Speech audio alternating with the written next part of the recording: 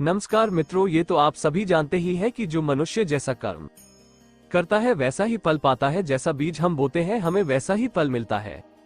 परंतु क्या आप जानते हैं कि हम मनुष्यों द्वारा किए गए कुछ कार्य ऐसे भी होते हैं जो मरने के पश्चात भी हमारा पीछा नहीं छोड़ते हैं, और यह कर्म ही हमारा अगला जन्म भी निर्धारित करते हैं। हमारे पुराणों में बताया गया है कि मनुष्य का अगला जन्म किस योनि में होता है और उसे कैसे कैसे कर्म भोगने पड़ते हैं। गरुड़ पुराण विस्तार से इस संबंध में हमें जानकारी प्रदान करता है, और आज हम आपको गरुड़ पुराण से लिए गए ऐसे ही कुछ 10 कर्मों के बारे में बताएंगे, जिनके आधार पर मनुष्य विभिन्न प्रकार के पशु योनि प्राप्त करता है।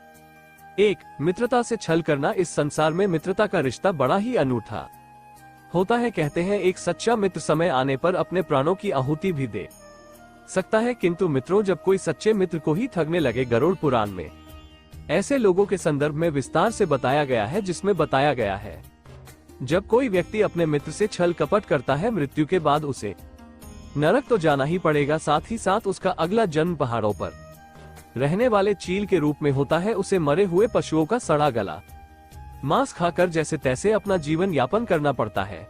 2. धर्म का अपमान करना। मित्रों इस संसार में आपको कई ऐसे व्यक्ति मिल जाएंगे जो अपने धर्म के साथ साथ दूसरे धर्म का सम्मान करते हैं। वही कुछ लोग ऐसे भी होते हैं जिन्हें दूसरों के धर्मों से तो चिढ़ होती है, परंतु अपने धर्म को भी तुच्छ दृष्टि से देखते हैं। ऐसे लोग पुराणों में लिखी हुई बातों को नजरअंदाज करके अपनी अल्प बुद्धि का परिचय देते हैं। इन लोगों के संदर्भ में गरुड़ पुराण कहता है कि मरने के पश्चात इन्हें नरक मिलेगा और साथ ही का अगला जन्म कुत्ते के रूप में होगा। ये कुत्ते अपने स्वभाव के कारण गली में घूमते रहेंगे, परंतु ना तो इनकी कोई बात कोई गौर से सुनेगा और ना ही कोई प्रतिक्रिया व्यक्त करेगा। फिर जब इन्हें अपनी भूल का आभास होगा तब जाकर यह अपनी स्वान की योनि से मुक्त होंगे।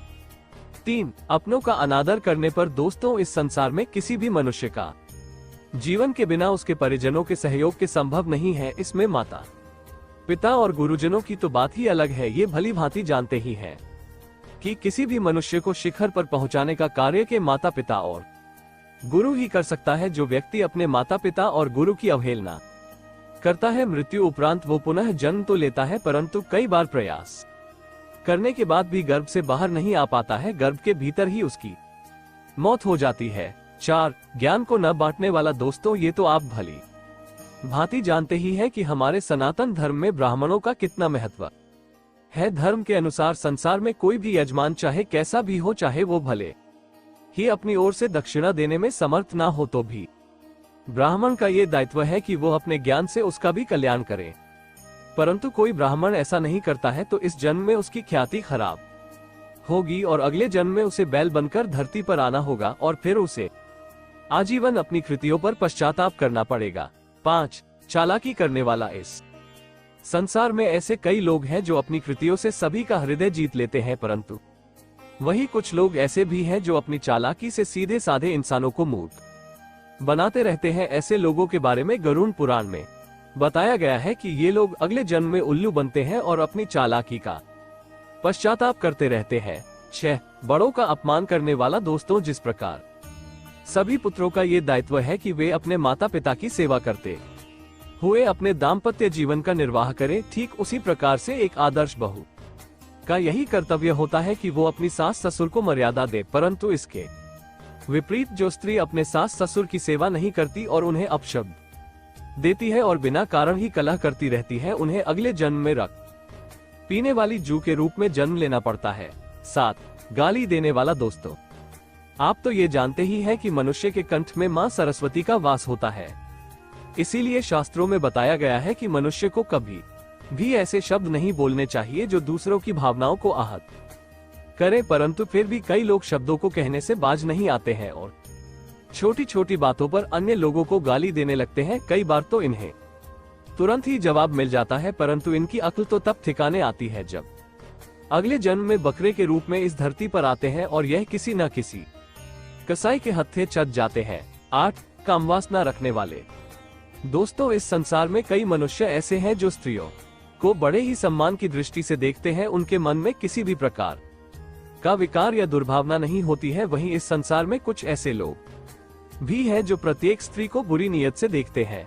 ऐसे लोगों के बारे में बताया गया है कि मरने के पश्चात इन्हें अगले जन्म में गधे की योनि प्राप्त होगी और तब ये गधे चाहकर भी किसी स्त्री पर वासनायुक्त दृष्टि नहीं डाल पाते हैं। 9. व्यभिचार करने वाली।